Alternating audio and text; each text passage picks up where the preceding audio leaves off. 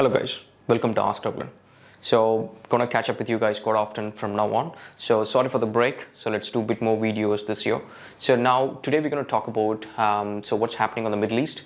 So there is actually a conflict between America and the Iran, and so there was a strike that happened in the beginning of this month, and still there is a lot of tension that's going between these two countries. And so we're just gonna run through some of these things. And who is this Soleimani, and so what's the background of it, why this strike has to go now, and so what's going to be the future. So let's quickly run through some of the basics. So first thing is, these two countries never share a very good relationship for a really long time. So it way started before around end of World War II, so there was some occupation of Russia and UK in around 1940s in Iran. So most cases, most of these invasions and most of these occupations, it's for the resources. To give you a simple example, if there is no resources in Libya, if there is no resources in Iraq, and America is not going to wage a war. So so there is not going to be a war in Somalia or some places where there is no resources. So if there is resources, there will be war and there will be occupation. So it's after the resources, simple as that. So not just for that, there will be other reasons too. So now that started in 1940s, so where the UK and Russia occupied Iran, and so there was a lot of destabilization that was going on. And so now if you look at the background of the general who got murdered in Iran, his name is Qasem Soleimani, and he's actually a prominent figure in Iran. So he's actually the major general, and he's comparative to the amount of power that he holds within the Middle East. He's comparative to the American president and the major general within American armed forces. So he's a really powerful guy, and he's been giving a lot of trouble to Allied forces for some time. And so now, if you look at his humble background, so he came from a poor family, and he joined the armed forces in Iran, and he took part in the 1970s revolution that happened in Iran, which overthrew the government, the occupation government, and then the Iranian revolution forces took over the control, and then they formed the government. So he became a prominent figure then from that point onwards. So if you see, from that point onwards, when he became a general, he was actually part of several major operations that happened in the Middle East. So he was a really smart guy, and a lot of people don't want to touch him. So he is a sort of a very smart and powerful guy. So now, so next in, if you see 1953, so now there was a CIA operation that happened, and this CIA operation, America never acknowledged it until 2013. So only during 2013 there was a declassification of some of the CIA files, and then they agreed to this operation that it happened, and it was under the CIA control. And so CIA, it's American intelligence force agency. So they overthrew the democratically elected government in Iran, and then they placed another president, another prime minister in their soil. And this is whole point of being this one is for getting more control over the oil and stuff. So now next thing what happened is, over the years, so Iran, when the power turns over and some of these Iranian forces take control, they nationalized the oil industry. So that was the greatest thing they have done. So with that one, Iran was growing more powerful, and they were able to make more revenue. If you look at it, in the oil industry, the kingdom is Saudi Arabia is actually still the #1 oil exporter. So they do export a lot of these oils, the crude oils, and Iran comes next to them. So they export quite a lot of oil, and compared to other Brunei and Malaysia, a lot of other countries, they do that as well. But these guys are the biggest guys, so they have a lot of resources. So now in 2011, so 2001, after the 9/11 attack, if you see, like in the speech that Bush gave, the famous speech that Bush gave after the attack, he mentioned Iran, Iraq, and North Korea as the axis of evil. So they mentioned that these guys are the bad guys. So that was the first indication of grouping these countries together to be targeted. A lot of sanctions have been targeted on these countries. So Iraq took a lot of these hit, and then Iran and North Korea as well. So now we know what happened with Iraq. They took over. There was an invasion, there was a war, and Saddam Hussein was dethroned, and he was finally hanged on in US. So that's what happened. So in 2018 May, the US withdrew the nuclear agreement with Iran and imposed more sanctions to threaten them to agree to stop doing the enrichment of their nuclear fuel rods. So this happened in 2018. So now if you see, why did they have to start digging into this Iran stuff, or why do they have to do a surgical strike in Iran? The whole thing started because, let's say if you go back a year ago, when people were talking about impeaching Donald Trump, so that's when the America did the famous strike in Middle East to kill the ISIS leader. So that actually got really good points towards Donald Trump. It actually gained his popularity, saying that he has done something. And so now this strike could be the reason, because now now people are going in favor of the impeachment, and they got a decent number of votes, and they're just waiting for the Senate. And now so now they actually want to take, probably the president want to take this as a sort of like a diversion, so people will look at him differently, and the impeachment may not go ahead. So this could be one of the triggering point. Now there could be another one which could be of national interest. Now if you see, most of the countries, irrespective of which country, so all the countries' armed forces need fuel. So lack of fuel means it's a national security issue.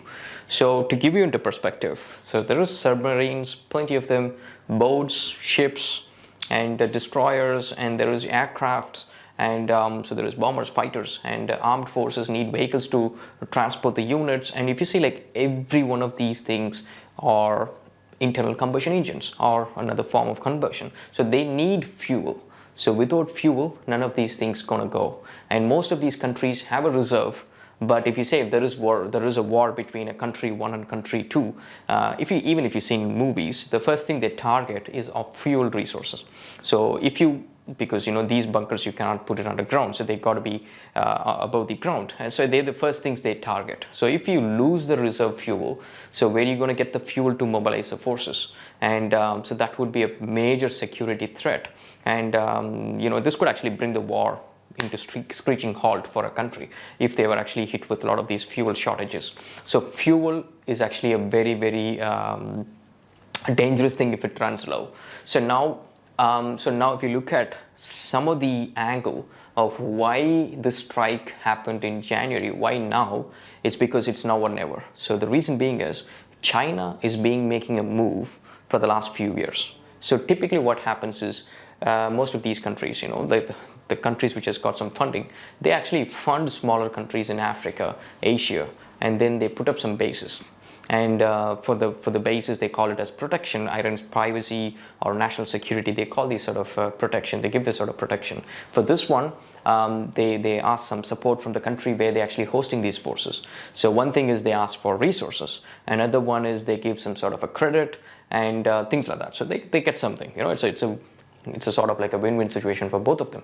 And most cases, the countries who give these sort of funding and who actually put the basis have got more to gain. So that's how it works. So now if you see, China has been investing in Sri Lanka and I think in Bhutan, if I'm not wrong, and then in a lot of parts in Africa and Pakistan. So a lot of these countries, they're actually putting a basis. They're actually purchasing part of those countries. So that's what's happening, and they're putting a basis. So now there is actually a dangerous turn compared to America and China. So if you look at it, it's similar to colonialism. So Americans, when actually they fund it and they actually go and put up a base, let's say we consider as Iraq and Afghanistan and all these countries, they actually hold the base, and they don't meddle with a lot of the government activities and stuff. They don't get into their local stuff. They just focus putting up the military base, extract some resources such as oil, and then keep them going. That's simple as that. And whereas these Chinese forces, Chinese, when they actually get into some of these countries such as Sri Lanka, Pakistan, some of these countries, they actually pretty much, most of these countries, you can bribe, and you can actually get the politicians to do what they want to do, and they get control of these resources, and then they extract and they get more out of it. And moreover, they are an Asian country too. They know how to deal with another Asian country, and pretty much they stuck with them. So like America's, no one is gonna do a protest to bring the soldiers home. So Americans, they have to pull it at one point, and same with other democratic countries. Whereas with China, you can't protest, or the people doesn't even know probably. So you're stuck with them forever. So anyway, that's on one side. So now what is happening from 2016? If you look at it, China built the Silk Road connecting a lot of these Asian countries, and I think there is a project that goes from China to Pakistan as well, and then the other one which goes from China all the way to Iran, and that's actually 6,500 miles long. It's a $1 trillion project, a railroad project, and so with this one, they actually sent a whole bunch of shipping goods in the first shipment, and then they're actually doing some sort of a shipment between back and forth. So I think the point of that project is to get fuel, so they can actually get loads of fuel from Iran for a cheaper price. Now if you see, China has been following these things pretty closely, so it's actually their own interest as well, because they have already invested quite a lot of money building this Silk Road project, Silk Rail project between Iran and China. And then they also promised another $400 billion of investment to Iran, and in the hopes that they can actually build a base, Chinese base in Iran. So that was actually the key major item that America took down and went in with a strike. So now if China has a base, then it would be too much of a delicate position for Americans to attack a Chinese base. Then it would actually bring China and America closer to a brink of war. So these are the things that happened. So now let's look at the timeline. In 2019, we know in the beginning of the year, they got the surgical strike that happened. If you look at it, 2019, there was actually 2 tanker ships within that belongs to UK that was actually hit, and the figures point out to Iranian forces, and that's when the tension got more worse. And in the beginning of 2020, there was a US civilian who died in an Iraqi base, which was hit by a militia group, and the militia group actually was backed by the Iranian government and the armed forces. So now, followed by Major General Qasam's surgical strike, which killed him just on the same attack, and so the whole country mourned for it, and the supreme leader Ayatollah called for 3 days of mourning, and then followed by revenge. And but down the track right now, if you see, they called in for de-escalation of the scenario, and they don't want to go into a war. And if you look at this scenario for right now, if they actually go into war, they got more to lose compared to what they could actually gain, because the war is going to happen on their soil and not on American soil. So now if they actually go into war, and that is what actually Americans want. So good things that's going to happen if they go into war for the Americans is basically for Donald Trump is people are going to forget about the impeachment, first thing.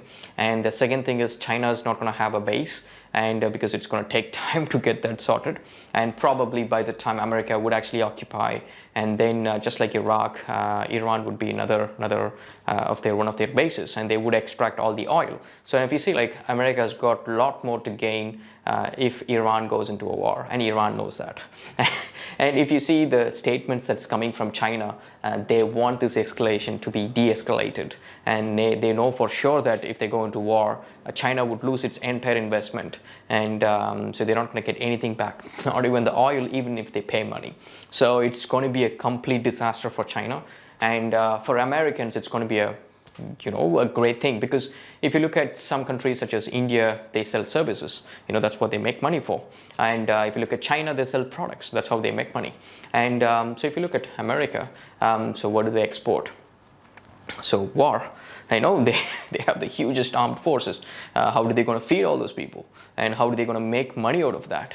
They actually, privatize peace, and they make money from that. So anyway, guys, this is just a bit of my analysis, and I don't take any sides. So this is just a bit of my analysis about what's happening out there. And if you got some other views, just put it onto the comment section, and we'll see how it goes. All right. Thank you, guys. Have a great day. Cheers.